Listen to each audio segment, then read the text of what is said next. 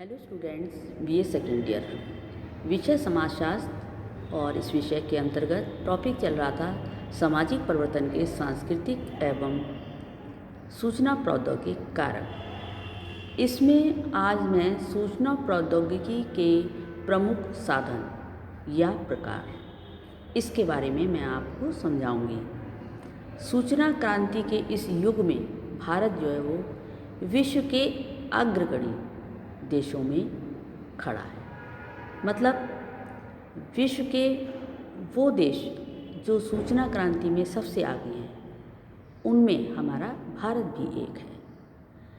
सूचना प्रौद्योगिकी की गति को देखने के लिए इस तथ्य को ध्यान में रखना होगा कि भारत में रेडियो को 10 लाख तक पहुंचने के लिए 43 साल का लंबा सफ़र तय करना पड़ा। टेलीविज़न को लोगों तक पहुंचने में 28 साल लगे और कंप्यूटर को 11 साल लगे, और आज इंटरनेट को पहुंचने में 17 माह लगे।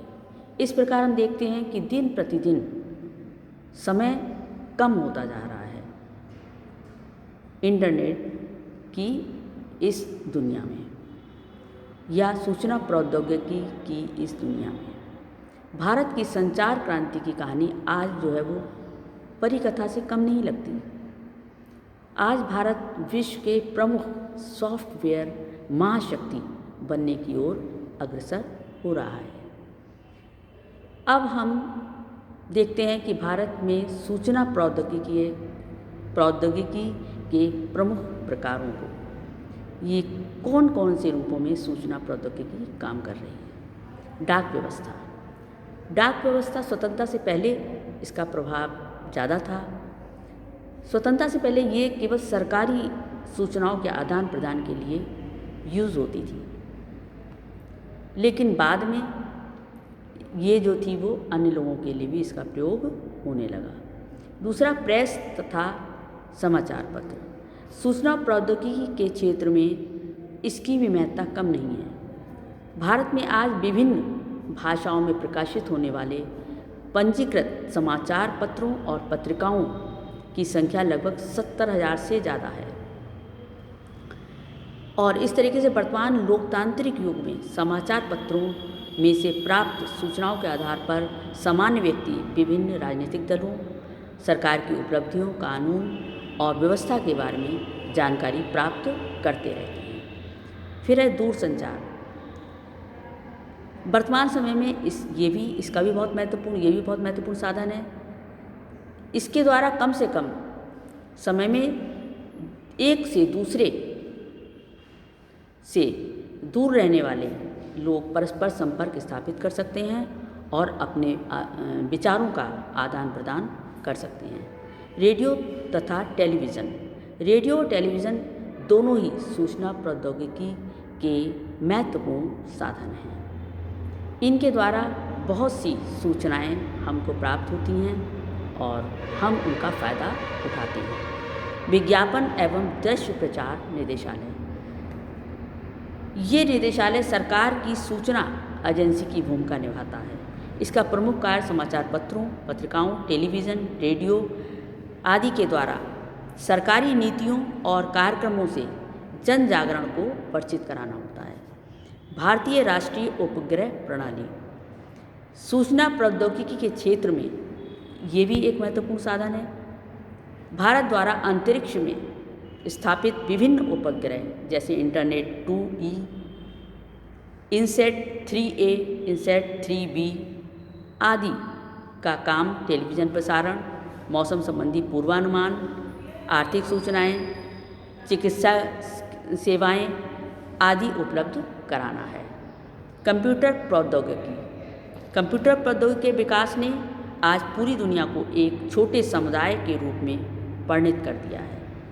कंप्यूटर द्वारा ईमेल, सर्च इंजन, सारणीयन व चार्ट, सोशल नेटवर्किंग साइट आदि प्रविधियों को अपनाकर सूचना प्रौद्योगिकी के क्षेत्र में क्रांति का प्रादुर्भाव हुआ है। इस तरीके से ये बहुत से साधन हैं जो सूचना प्रौद्योगिकी के प्रमुख साधन हैं। अब आता है कि सामाजिक परिवर्तन में सूचना प्रौद्योगिकी की भूमिका कि सूचना प्रौद्योगिकी के द्वारा समाज में किस प्रकार से परिवर्तन होते हैं।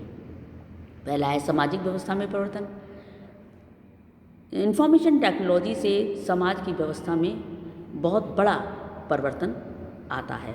प्राचीन समय की परंपरा, धार्मिक नियम आदि के द्वारा न होकर व्यक्तिगत कुशलता के आधार पर अब व्यक्ति की स्थिति परिस्थिति निर्धारित होने लगी है। फलस्वरूप परंपरागत सामाजिक व्यवस्था आधुनिक सामाजिक व्यवस्था के रूप में बदल रही है। सामाजिक संरचना पर प्रभाव, इसका सामाजिक संरचना पर भी प्रभाव है, समाज की बनावट पर भी प्रभाव है। समाज में लोगों की सामाजिक, सांस्कृतिक, आर्थिक, वैधानिक परिस्थितियों और भूमिकाओं में तेजी से परिवर्तन आ रहा है। इसी के कारण सामाजिक संबंधों में परिवर्तन, सामाजिक संबंध भी बदल रहे हैं, उनमें भी बहुत ज़्यादा परिवर्तन हो रहा है। अब जो है वो भावात्मक पक्ष पहले की अपेक्षा अब कमज़ोर हो रहा है। कंप्यूटर के उपयोग से विभिन्न सामाजिक संबंधों की प्रकृति को समझना अधिक आसान हो गया है। सामाजिक स्थिरीकरण में परिवर्तन, आज कंप्यूटर प्रौद्योगिकी का विकास होने के कारण कोई भी व्यक्ति, चाहे स्त्री पुरुष हो या निर्धन या गरीब हो, अपनी योग्यता के आधार पर उच्च से उच्च पद को प्राप्त कर सकता है। सामाजिक अंतरक्रियाओं में परिवर्तन, इसके द्वारा जैसे जैसे कंप्यूटर का उपयोग बढ़ रहा है, लोगों की अंतरक्रियाओं और व्यवहारों में भी तेजी से परिवर्तन आ रहा है। विचारों व मनोवृत्तियों में परिवर्तन, विचार और मनोवृत्तियाँ भी व्यक्ति की बदल रही हैं। जैसे पुरानी परंपराएं, प्रथाएं, ये सब आज उतना स्थान नहीं रख रही हैं जितना आधुनिक समय में नई चीज़ें उनका स्थान ले रही हैं। आधुनिकीकरण को प्रोत्साहन, और इन सब के परिणाम स्वरूप आधुनिकीकरण को प्रोत्साहन मिल रहा है। आज समाज में वर्ग संघर्ष कम हो रहे हैं, मानवीय मूल्यों का महत्व बढ़ गया है और समता पर आधारित समाज की पृष्ठभूमि तैयार हो रही है। मतलब सभी लोग समान हैं, कोई ऊंच नहीं, कोई नीच नहीं, कोई वर्ग विशेष नहीं, अधिकतर सब समानता के आधार पर है। वैश्वीकरण व उदारीकरण में वृद्धि, वैश्वीकरण और उदारीकरण में वृद्धि क्यों हो रही है? इसलिए क्योंकि जो व्यवसाय के क्षेत्र में हैं उन्हें एक बड़ा मार्केट चाहिए, तो वे देश विदेशों में भी अपना व्यापार स्थापित करते हैं। इसी तरीके नियोजित परिवर्तन में सहायक, सूचना प्रौद्योगिकी वो माध्यम है जिसके द्वारा सामाजिक आर्थिक विकास के प्रति लोगों में जागरूकता उत्पन्न की जा सकती है और नियोजित परिवर्तन के प्रयासों को गति दी जा सकती है। अर्थव्यवस्था व राजनीति में सकारात्मक परिवर्तन, और इन सब से अर्थव्यवस्था भी बदल रही है और राजनीति में भी परिवर्तन सकारात्मक रूप से आ रहा है। सूचना प्रौद्योगिकी की उपयोगिता जीवन के हर क्षेत्र में दिखाई पड़ती है। सूचना प्रौद्योगिकी से एक नई सामाजिक आर्थिक क्रांति को इसने जन्म दिया है, जिसने विकास की प्रक्रिया को बहुत तेज़ कर दिया है। आज जो है वो कोई भी चीज़ आज जिस रूप में है, 4 दिन बाद उसका रूप चेंज हो जाता है और वो सरल हो जाती है नई टेक्नोलॉजी के द्वारा।